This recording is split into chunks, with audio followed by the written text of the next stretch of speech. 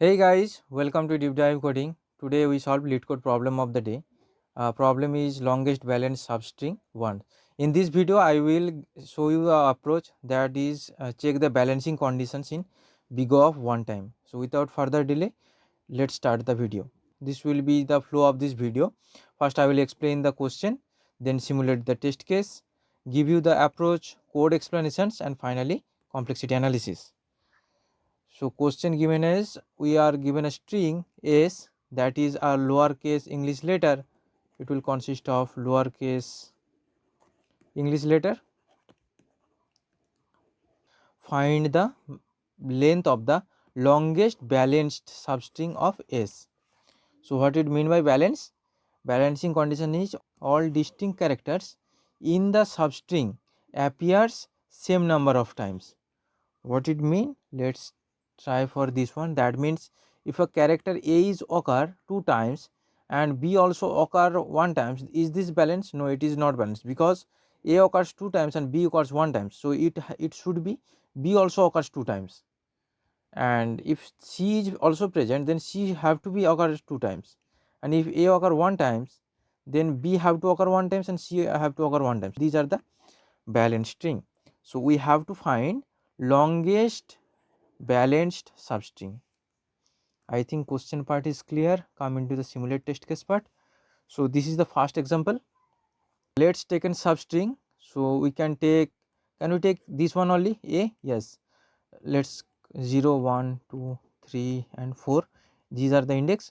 Can we take 0 0 as the substring? Yes, we can take. And is it balanced? Yes, it is balanced. Can we take 0 1? That means only a and b, that means this is the substring. Is it balanced? Yes, it's also balanced. Why? Because a occurs one times and b also occur one times, and those are the unique. A and b are the unique. And can we take 0 to 2? That means 0 2. Is it balanced? A b b.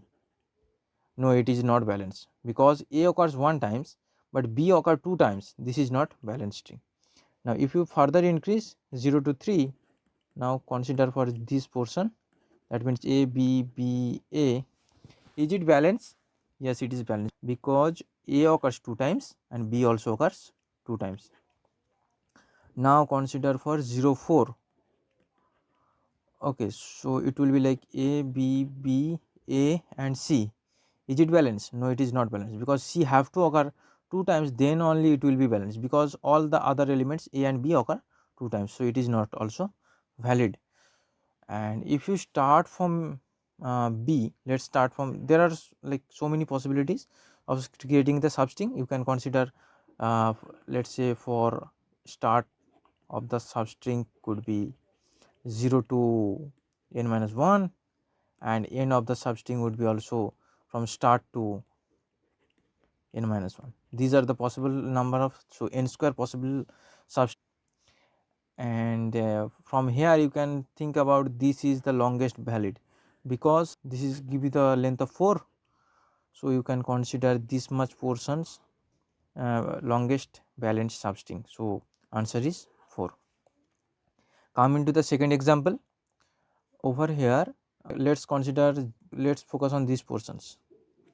So z, a, b and c, is it valid? Yes, it is valid, and also be the largest. And you can consider this one also, cy, this is length of 2. Otherwise you can consider abc, this is length of 3. And you can consider only z, that is length of 1. So 4 is the maximum answer, that is z, a, b and c. Come into the third example, that is a, b, b, a. So you can easily track these things, like a, b is the maximum balanced substring. So answer is 2. Now come into the approach. I think you get the hints properly. That is we have to calculate for the each substring. So to calculate each substring, we use nested loops to check every possible substring starting at I and ending at j. Now for each substring we take 26 slots array to track the frequency. What it mean? There is question given as lowercase English letter. S will consist of lowercase English letter. So possible is A, B, C, D and up to dot dot dot and at last Z. So you can consider this is the 0 index 1 2 3 and dot dot dot, this will be like 25. So if you take the 26 array, so you can just track those element frequency via indexing. Whatever the frequency of A you can store at 0, whatever the frequency of B you can store at the 1 index, and whatever the frequency of C you can store in the 2 index, and whatever frequency of Z you can store in the 25 index. So this way you can track the frequency, and we are taking the array of the fixed size because we can insert and lookup operations in big O of one time. Now for each substring we update the number of unique elements and maximum frequency. Why? Because we have to check the conditions in big O of one time. So what condition to check? We already have the maximum frequency in a substring and we have number of unique elements in that substring. So if we multiply these two things, we get the length of the substring. If it is equal with the window length, that means whatever substring we are considering, that is the length, then this is a valid conditions, then we can update our answers. Now come into the coding part. In this video I will explain in the C++ code, but Java and Python code are exactly similar, so you can refer in the descriptions. Now come into the coding part. So first of all, take an substring length, max length. This will track simple maximum balanced substring length. Now int n equal to s dot length, that is as usual. Now this is I equal to 0 to n minus 1, this is the start pointer.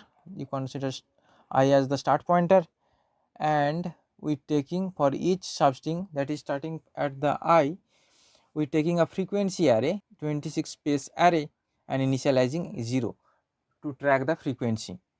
Now also have the maximum frequency and unique element count, as I already discussed in the approach. Now come into this this part, that is end. Where to end?